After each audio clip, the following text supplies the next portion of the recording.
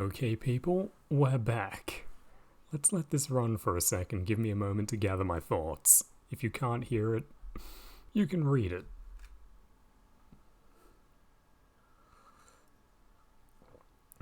Yes, welcome back. This is not an entire month without one. You get a November video. And hopefully more, but we'll see how we go with that. I really like this little in-engine cutscene. As you can see, it's not just like a video or a pre-render or like an exact script. The way this game's engine works, you can just drop the characters in place and pan the camera around and, the action directs itself from there. And yes, there's a little joke. It's not entirely a dark game, and yeah, I've got to actually play now. I hope I have the volume right. If I don't, just bear with me. It's my channel. Anthony, you need to go into editing. You need to get the sound wired up. Yeah, as you can tell by now, I just have problems getting the will together to make these things. So let's just take what we get here. Let's knock the sound down even softer, just to be on the safe side, why don't we? There we go, now we're safe. If you can't hear the game at all, well, whatever. I think half of you just use this as a podcast anyway. Are you here to appreciate the game itself? Play it is my recommendation. This is me over the top of it, and you don't really need to hear it all. If there's a sound detail I want to bring to your attention, I can just tell you it and go look it up yourself. You're intelligent people, I'm sure you can figure that out. But anyway, yes, we're back to doing this, and why am I here? Is it just for the sake of finishing it? No, I think there's always more things to say. I do still believe in this project as something worthwhile, and I do actually enjoy the game, still believe it or not, even after all this time, all the times I've played it. Right now, I've just fired it up and I'm already having fun. Halo is kind of magic like that. But anyway, why are we here? Well, this is an extension of the Anthony project. In places other than YouTube, my enthusiasm has been working back up, and I know some of you are still on board as well, and at least a couple of people have been saying like, gee, it'd be great if Anthony did some stuff again for us. Yeah, this room might look familiar if you've played the game or you watched all these videos not that long ago. We're in the hangar from level 3, only... ouch, something happened to it. And I really like this setup where we're just looking in and, yeah, the Covenant Special Forces are off fighting the Flood because they don't want the space zombies to have a spaceship. And yet the fight's still ongoing. They set it up, I think, so they would keep spawning and we'd get this little movie. Oh, and they come for me, yes. Cortana, threat level increasing. That's a nice little way of setting up this scene without forcing it. You're getting pushed from behind, and you can't make any of these jumps. Oh no. So that was a lot I had on my mind going into this. I just when I set my mind to I'll make a video today, I basically ran through all the things I could say, and now I've just gone and lost them because I'm actually spurred by the game in front of me. Which is fine, this isn't a podcast, the idea is that it's actually me playing a game, because if you don't remember, the whole kind of impetus for this series that I do was just, okay, where if I'm on YouTube, I just want to watch intelligent video game stuff, there really is just nothing. I just want to see an intelligent person with taste interfacing with a game in any way. There's so much particular character-oriented YouTube, it's all a person with a way of looking at things, allegedly or ostensibly, and some certain game of interest, but, it's just kind of recycling the thing down to TV. I'm preaching to the choir. You guys either figured this out yourselves or you've heard me say it 100 times. Get 'em. This is a very nice kind of chaotic myth level. We lose our Marines, I miss them, but they make up for it by just, they introduce the Flood, and the Covenant and the Flood just fight all around us and we move through the middle. What a great setup for just video game levels. The game is playing itself and we're playing our own game in the middle. I really love this game. And aesthetically, how great is this? We're under not the Pillar of Autumn, the Truth and Reconciliation again, and yeah, this time instead of it just being red from all the lights in the distance and we're against the dark cliff, now we're in this weird fucked up canyon and just cooling fluid is leaking all over the place, giving us this weird, eerie blue glow. These cheap lighting effects, I'm sure they were a cheap way to reuse assets, but in my opinion, they do a brilliant job of that. Let me quickly make sure we're recording. Yes, we seem to be. Super. Now, what were the various thoughts I had? One is, it's Black Friday or whatever sale, Thanksgiving, autumn sale on Steam. I looked, Halo Infinite's campaign is $30. I kind of want to buy that just to have it. I can show it off eventually to make points, but the first time I played that when it was brand new, I got it off Microsoft Game Pass for $1, beat it on Legendary, and then refunded my $1. Kind of goes to show how much respect I have for what Microsoft have managed to reduce Halo to, and that leads into another line of thought I had just about that whole thing, how isn't it funny that, yes, the other thought I had, I own Halo 4 on Steam, I still haven't played it, and you can't get Halo 5 anywhere, and Microsoft seem to have just written those off, which I think is absolutely hilarious. But I could actually, run my first time playthrough of Halo 4, either stream it or just do a series of videos, and that could actually be something I could share. Just, you could get the first time I'm experiencing that crappy game, which, yes, in retrospect, nobody basically felt anything for. It was a completely worthless endeavor.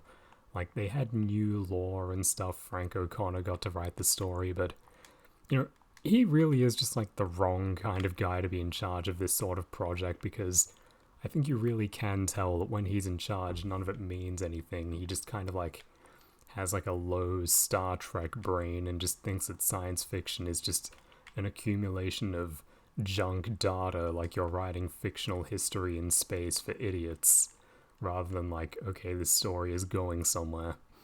A thought that came to me earlier, I don't know if I've directly said this, is that Halo is more than anything else in the 21st century, rather than Star Trek or something, though that was at least originally kind of written to a point broadly.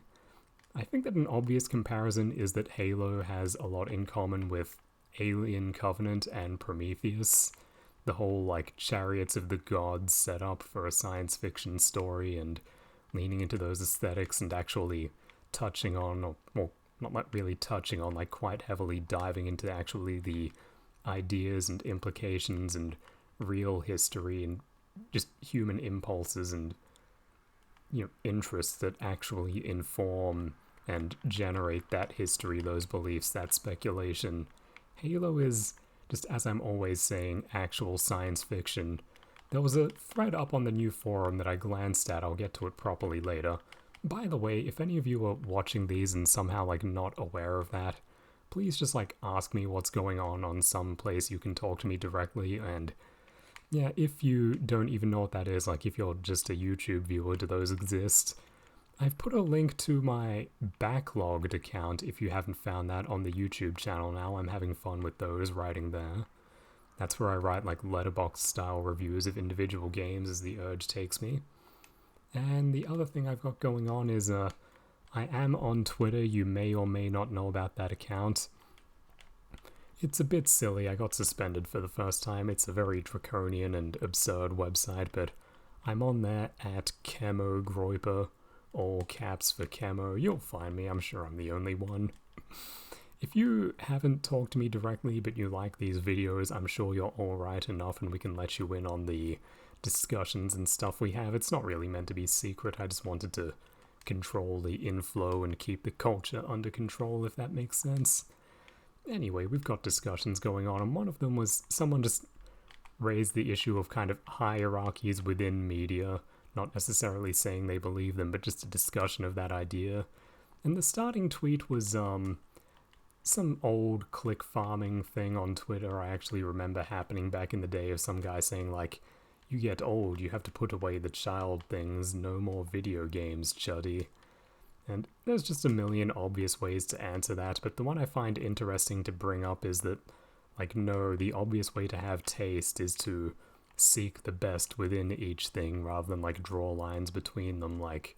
There's really very little I would write off entirely. It seems stupid to say, but, within forms, we're always saying, what are you doing with it? And things are only really as interesting as you're able to make personal, meaningful use of them, and every medium is a tool rather than an inherently noble or bad thing. And yeah, this guy was just some like Indian click farmer, so you can't even like coax an interesting response out of him. Just drop this question and run. But yes, it's just back into what I was saying, that Halo is a work that I think actually it does make sense to compare, as I'm always saying, to very few other video games and largely to other media, and not just like broadly like, oh, it's like a movie or it's like a novel, but the only things that really feel related, like a comparative, like let's compare and contrast between this and Quake, is just very short and uninteresting. Like, oh, weapons sandbox movement. Like, I've kind of exhausted the subject, as you know, by like, going into the like fundamental differences and sensibilities that inform construction. But I mean, like, if you just want to talk about the content of the work rather than form or construction or like the human factors behind the construction, then yeah, it's like Quake, what is going on in Quake? It's like 2 sentences, like a kind of like tabletop bastardization of Lovecraft as like a very, very like superficial, like barely finished excuse for a bunch of levels that are just abstract design pretty much out of necessity more than any aesthetic consideration.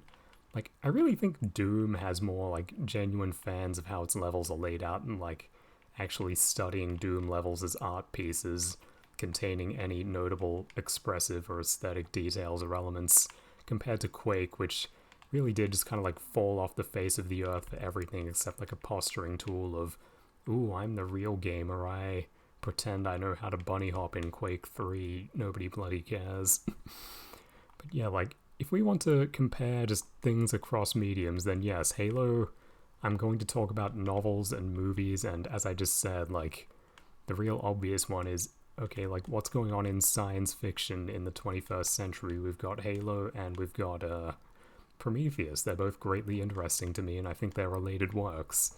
Prometheus doesn't really have a lot going on compared to other movies, where it makes sense to talk about them side by side, just like Halo and other games. I don't know if that's particularly interesting, it's just the thought I wanted to get out that, yes, if you want to do a hierarchy of media, the obvious answer, I imagine this guy who made the thread was saying the same thing, is that no, there's just hierarchies within media, and the kind of like, if you want to sort people, you have to just go by their ability to like find what's good within each one in front of them rather than where their particular interests take them. Like, even then, if you classify people by their interests, am I a game guy? Maybe by like raw volume of hours. Yeah, I'm pretty high up there. I do also read a fair bit of...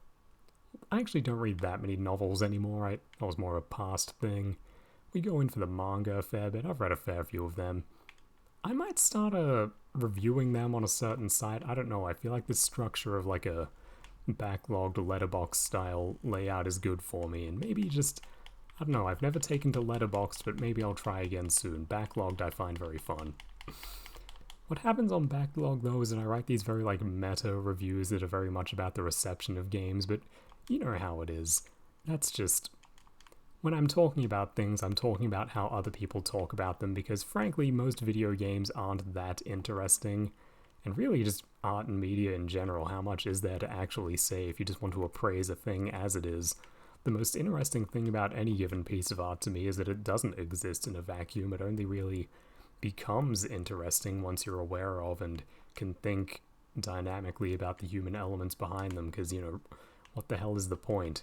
Why do I like art? Because I ruin my life and don't go outside, and this is how I get close to people. Oh, I wish that was a joke. Sorry, I keep touching the trackpad on the PlayStation 4 controller that I'm using to play this, and that just kind of like, whoop, comes in as like a mouse output out of nowhere and confuses me. Now this is a great scene. Look at all this. We've got coolant flying in, making everything blue. We've got some little Covenant and Flood battles going on. Or maybe I triggered them earlier and messed them up. Nope, here they are, they're starting. Now, let me torture you for a minute. Let's see what Fern Vision does to this. We've been doing that every level, we're going to keep it up. Wait for it, wait for it. Ooh, that's bad. We've had some bad Fern makes, but this might be the worst one.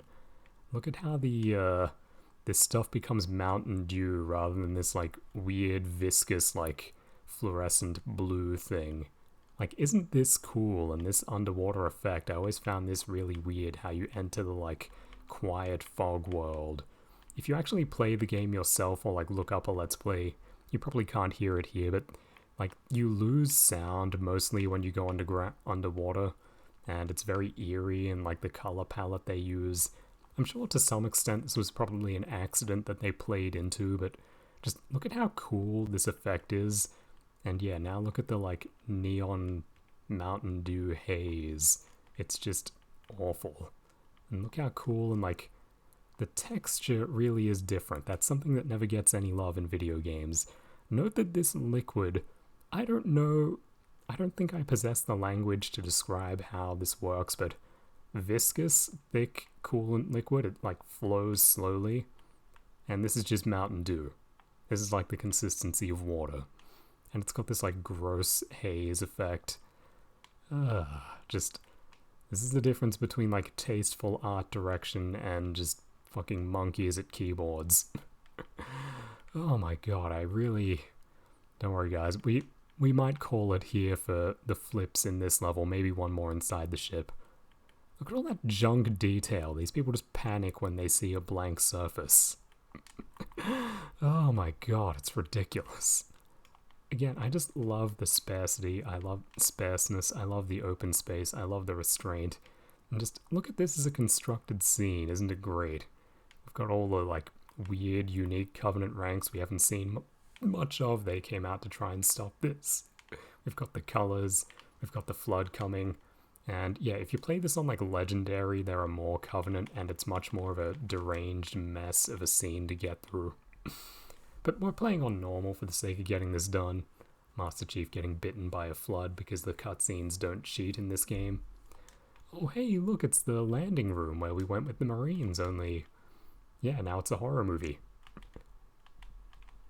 Just kidding, this game hasn't broken me, I'm not shitting myself. It's not actually very scary, but the setup is... I was talking about this recently, it's horror coded as in genre, not as in scary, and yeah, I really think that if we split those terms, people wouldn't feel the need to like lie and confuse themselves and mix things together which don't necessarily match, that horror is largely just a genre of fantasy and or science fiction, and a lot of horror fans are basically just like fantasy fans who might vaguely like an urban and contemporary aesthetic, who lack the language to say that, so they... when movies get made for them, they think, oh, it's for the horror fans, so we have to, you know, like actually try and scare them, and maybe a lot of them don't actually enjoy that. Maybe some of them do, but that's something I've been kind of passionate about for a while, that horror largely functions as, it's largely valuable as a vehicle for fantasy in film, especially. Just drinking some terrible coffee there, sorry. Yeah. And that's kind of how I would describe that. It's just a kind of dense, elaborately laid out genre scene which isn't scary, but if I were a real YouTuber, I would pretend that I like shit myself in horror at that like arrangement of virtual NPC bodies.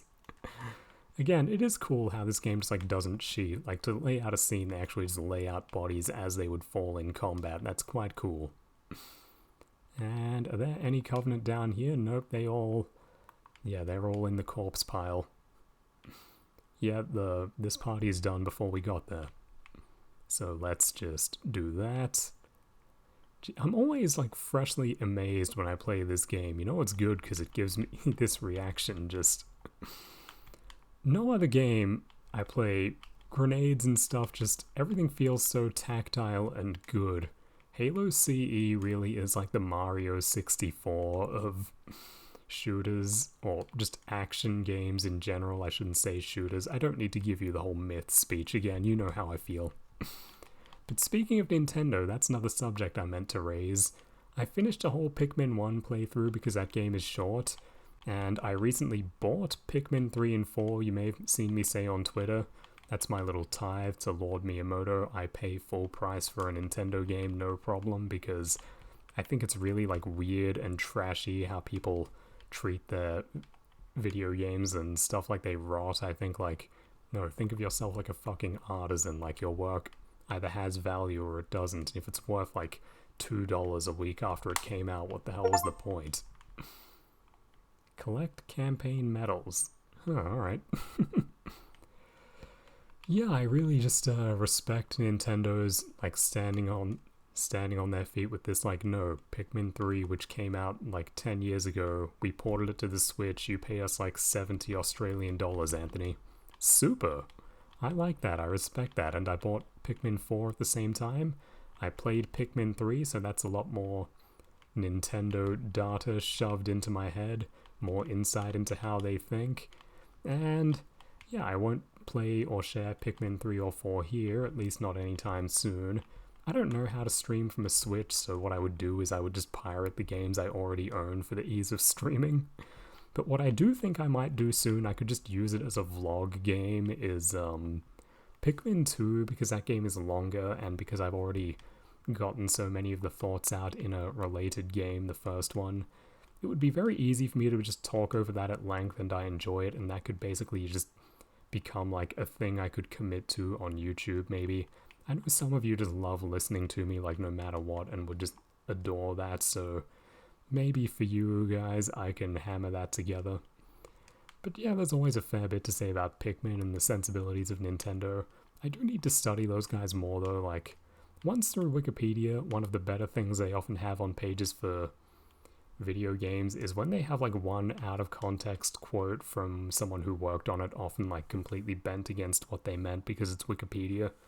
Click on the number after the quote and you'll find the interview, and yeah, just ignore the page and you can actually just go through the links at the bottom, and there's a good chance you'll be able to find just an interview with some guys at Nintendo, like a group of producers you haven't heard of or something, and they were just talking about it on some obscure, barely archived site. Wikipedia's link might be broken. I really think I'm like the only one who checks the sources on Wikipedia, like every page. I reckon about half of their links are broken at least. The internet really is just rotting around us. It's kind of scary. But yeah, like I've read a bit about the background of Pikmin, and I find it very interesting, but if I were to do a Pikmin 2 series, in addition to just vlogging, I don't really want to talk about myself. I could actually study Nintendo more and just talk about them as like a general theme a fair bit. But yeah, just generally talking and seeing what comes to my mind. I think some of you do enjoy me as a less focused speaker. If I were more serious, I might make it 2 channels or something and just like divide videos into like, well, you know how it is. I still haven't made enough serious of anything to do that division, but like some of you I think want me to be more purpose oriented, to the point, and some of you just think, yeah, it's great to have someone who isn't a complete idiot or like ad hungry psycho talking about video games, and we just wish there was more. Ideally I'd make you all happy, but I struggle to get stuff done. I'm sorry about that, but there's been a bit going on lately. If you're a fan of the Anthonyverse, we've got the backlogged account, we've got the new forum kind of rolling. Again, ask me one way or another what the hell I mean by that if you don't know, and we can get you rolling in that direction. But yeah, it's been a decent time. I'm getting a bit done, and often when I get a bit done, it makes me want to do more done. I reckon every video I say like, oh, I feel good, I hope I do more videos after this, and then I don't, but this time I feel like the chances are better. A few people have been pestering me recently. I mean that in the best possible way, guys. Hopefully we make more stuff soon. And yeah, if there's anything you want to hear me talk about as well, we can go into that. Sorry if I'm neglecting this Halo level as I play through it. I'm trying to just, if anything really catches my attention, go into it, but I hope you can at least appreciate the layout if you are watching it on screen and not just listening to me speak. I really love this level. It's your really great showcase, I think, of possibly even more than the last one, of Flood and the Covenant fighting. As a series of staged scenes, I think this level is cooler, like conceptually, and how each scenario is actually set up. The idea that, like, the Flood want to fix the ship and take over the universe with it, and so Covenant special forces are coming to stop that, and you arrive in the mill, and you've got these teams of Covenant just like going all out trying to stop this ship from being taken over. Flood just doing what they do, multiplying, killing everything. it's a great premise, like movie setup scene. I just think that idea is awesome and I want to see it happening. And this whole level is just a great way to, just present that scenario through the game's own logic and tools, which is, what I love about Bungie's games. It's them kind of doing the Valve thing, but better, adventure game, but in first person. Have I talked much about Half-Life? I got Half-Life 2 for free because of that anniversary thing. I have played all of them, of course, except for Alex, but it's just on my mind again. I've been talking about it a bit here and there, and yes, I think Half-Life 2 is another game with a very confused reception. It has more in common with, what am I thinking? It has more in common with Halo than anything else, and it's, again, like a series of scenarios just kind of presented with a consistent set of game logic. And I've actually managed to get lost in this Halo level just because I'm more enamored with my own thoughts and what's going on in front of me. Oh, you know what we can do now real quick since I've remembered? Let me torture you with a quick hit the back button. Oh, goodness gracious, what the fuck? It's somehow worse than I remember every time. Why is it so bright? What is going on? We're in like a giant department store. Oh, that's nicer. Okay, now who was paying attention? Which door leads me out of here? I know I have to go up Cortana, but that means in here? Do I... Did I softlock myself or something? I really have no idea how this level works. Did I just ignore this? No, this is locked. So I've got to... Let's see, let's think this out. Okay, we're going to actually have to play the game, people. I can't just sleepwalk through it. I've actually managed to get lost. Maybe I just took a giant detour and wasn't even meant to go down here. I know we're in that whole, like, multi-story hangar area, and I'm meant to be on floor 2, so I can't get straight there from here, so I go back up here, I guess. Yeah, I reckon I just took a wrong turn somewhere, and we just went down a whole unnecessary tangent of bullshit, and... we just go this way, I think. Yep, that was easy. So I guess that's... oh, okay, I guess that's just for getting back up if you fall down, because this fall height doesn't kill you. Yeah, it's good on them. So that door was there, but... no, yeah, that's a way to save your ass if you fall and need to get back up. Not the right way to go. We're meant to be up here. Emergency solved. Sorry if that was painful. But yeah, here's like 4 grunts. They aren't having a good time. They're getting beaten up by those guys. More of them.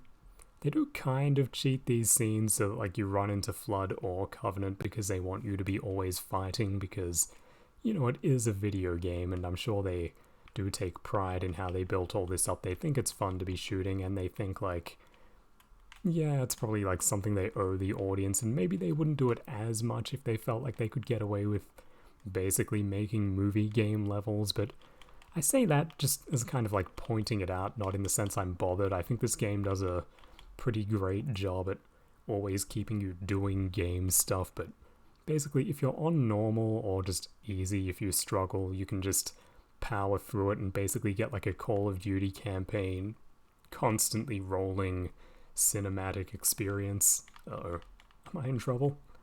Maybe a bit. But yeah, that's, Halo I think really just never gets bogged down in one or the other. There's never... the cutscenes are very light in these games. I think you'd have to be a complete troglodyte to be bored by them. I think they do actually, like, try quite hard to, like, not bore even the lowest common denominator. And I think they would... I'd say they probably succeeded pretty decent at that. I've never heard of anybody saying, like, oh, this game's cutscenes, like, bored me or annoyed me. And still, it's something that I am able to find compelling in the way that I like video games, so... yeah, I think that's a feat they don't get much credit for. Bungie, so many things I think they do incredibly well, and just to the point people take it for granted. Just that this game manages to get so much thematically loaded content shoved into it without boring people is, like an all-time great effort in my opinion, and when have you ever heard anybody say that in Halo's favor? Like, never, but people will probably agree if you bring it up. It's just, it all gets taken for granted. I think the most obvious point for that in Bungie's games is how enjoyable the voice acting is. Like, generally, it's good in the sense people appreciate that. It's just, it's got a lot of character, and it's rarely, like, and, like, taken together with the writing, it's quite strong, I think, on the whole. It all works together. As Frank O'Connor starts to get into the series by 3 and ODST, it starts to get a bit Joss Whedon-y cape shit. There are a few lines I would actually call bad, but 1, excellent, 2, still pretty good, 3, we get over the line. And yeah, here's something closer to actual horror for you. Still, it's more concept driven rather than like this scene will frighten you, but yeah, look at this. This is like approaching light, like downstream of Cronenberg type stuff. They got the captain. No more human signs. And here's a fucked up texture that got, like, censored in the Chinese release, you might have heard. Doosh. That effect might have been a bit out of sync. I blame the Master Chief Collection. But yeah, that's a rather gnarly kind of thing enabled by the specific science fiction of Halo that people have these, like, computer chips in their head. Captain Key's there, he was like plugged into Neuralink or whatever, and we had to pull that out of him, and he's gone, and we're a pragmatic guy in a hurry, so what do? We just cave in his goddamn skull with our fist, pull it out, and keep moving. It's what he'd want. Oh man, the Flood do not piss around when they have shotguns. Sorry, let me run that again. Where'd they come from? I can... Watch me. There we go. Watch me clean this up if I pay attention. There we go, that shouldn't have been dangerous. But yeah, that's why the game doesn't throw too many guys with hit scans at you. It's kind of just like, yeah, fuck you, die. But really, this game is quite reasonable. And here's the Spec Ops group, like a proper one. They have those ranks all game, which I love, the, like, obvious color coding. These, like, real extreme, like, Xbox exclusive original metallic sheen Covenant.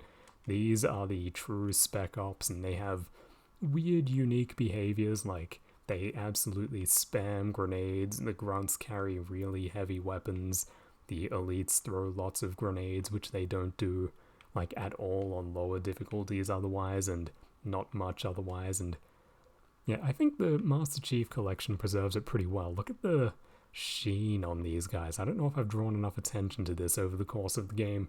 I've probably devoted whole videos to it, but that's still not enough. This was like the defining look of the early Xbox.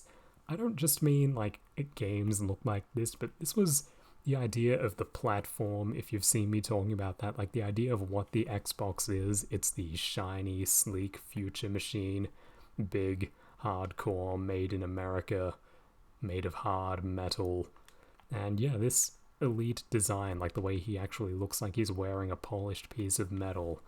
PlayStation stuff doesn't look like that, and Bungie kind of leaned into this. I think it was kind of incidental as well because of the hardware, but to really get the idea of what the Xbox was as an idea, like people look at it and get an idea of like, okay, what is an Xbox game? Look at what the Japanese made for the Xbox. They didn't make that many games for the original one or the 360, but what they made was very interesting. There's this game called Metal Dungeon. Look up the trailer for that. I think it's an awesome trailer for a very dull-looking game. Like basically Shin Megami Tensei with no plot, but Jesus, what a fucking awesome trailer. And there's also just stuff like Panzer Dragoon, Orta, a few really cool games, Phantom Dust by the same guys. Just fucking great stuff. The Xbox inspired some people, and it was things like the way that you could render metal that I think really inspired a few art fags. Alright, now, back to the hangar is the plot point here, yes. Sorry, there's always so much we could be saying, and I just kind of let things prompt me as we go, and that's the magic of this series. And again, if I were to do a kind of low-pressure game like Pikmin, that could become more of a free-form vlog, maybe. So let me know what you think of that in the comments, maybe. Don't die, Anthony. You're meant to be ending the video. Don't worry, though. We will make more of them. Hold me to that. Guys, come and yell at me if I'm not making more videos. This is getting out of hand. I don't do enough lately. I feel like I'm done kind of molting for the minute. It's time for me to become a art fag butterfly and take over the internet. Uh-oh. Okay, give me one moment to deal with this elite and then we can talk more about plans. Okay, shows what I'm good for. Let's try that again. Which way will we? This way. Yeah, we're going to run that again, but hold the thought. We're going to actually do things soon. I'm going to make more videos. I'm going to write a bunch more. Come look on Backlogged. I've written pages and pages of reviews about all kinds of novel things. Oh, another idea I had I'll get out at the end. I could just make old school YouTube reviews where I actually try to earnestly talk about the thing, but intelligent, because I'm not, like a Redditor from 2008. If I were to just read out my backlogged reviews to random footage of a game, or perhaps more cultivated if I felt up to the effort, do you think there'd be interest in that? Maybe not necessarily from you guys, but could those take off? I don't know, maybe. I'd probably be the smartest person on YouTube talking about video games by a fair margin. And it would be quite easy since, it's all there. Just legit, just use a backlogged review as a script. Just read what I've got down. I'll even link them in the video description so we can check. Jeez, this guy's gonna kill me again. These spec ops, they're good at their jobs. They take it seriously. Okay, I remember how to end this level. It's good. It's another point where it doesn't cheat. She says grab a banshee, and that's exactly what she means. You don't have to hit a series of triggers. You just get in one and we're out. And my controller's vibrating because we're getting shot. Great.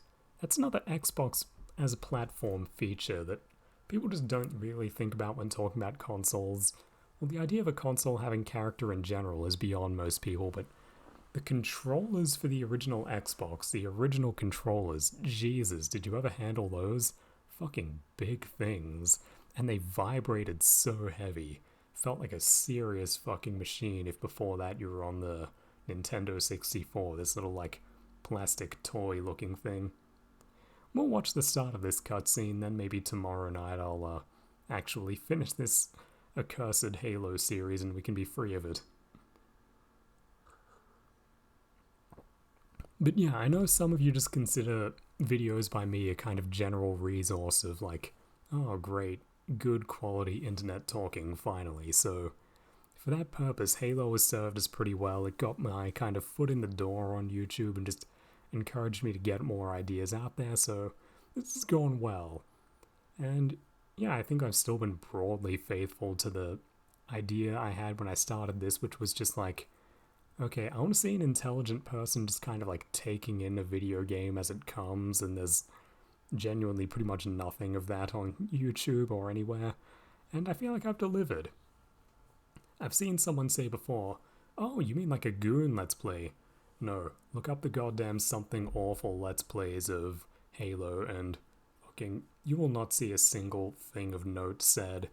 The easiest thing I can say to dismiss every Let's Play Something Awful ever did is that no distinct character ever emerged from the entire history of that practice. It's kind of incredible.